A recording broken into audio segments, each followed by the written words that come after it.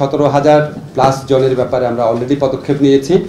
আমরা বসেছিলাম সব যারা রিক্রুটিং এজেন্ট আছে ওনাদের সাথে।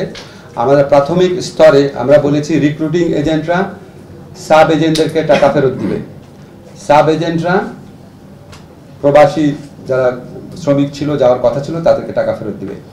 রিক্রুটিং এজেন্টরা সাব এজেন্টদের ক্ষেত্রে টাকা ফেরত দিয়েছে, প্রায় 100% ক্ষেত্রে টাকা ফেরত দেওয়া হয়েছে।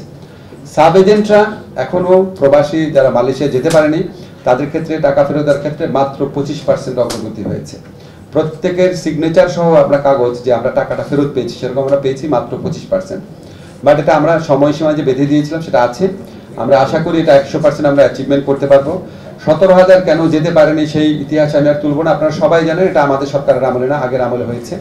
সিন্ডিকেটের কথা যে বলেছেন আমরা ওয়েল অ্যাওয়্যার আছি সিন্ডিকেট নিয়ে। সিন্ডিকেট যেন ভেঙে যায় সেই জন্য আমরা অত্যন্ত জোরালোভাবে মালয়েশিয়া সরকারকে বারবার অনুরোধ করছি, আপনি 100 জনের মধ্যে সীমাবদ্ধ রেখেন না, আপনি এটা ওপেন করে দেন, ঠিক আছে?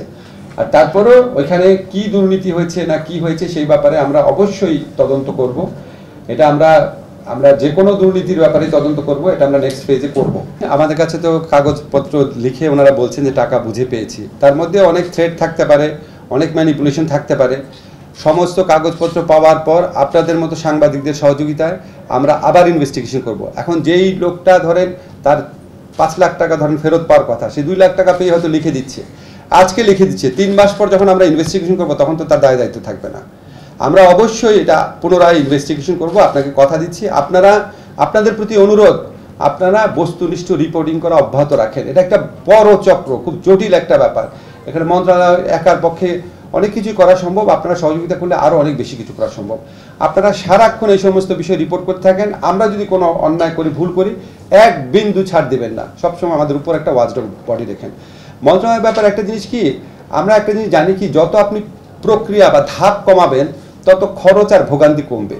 সো আপনি যে প্রশ্নটা তুলেছেন ওই আশঙ্কা নাই কেন, কারণ ওখানে তো এমবিসি অ্যাটাস্টেশন করে দিচ্ছে।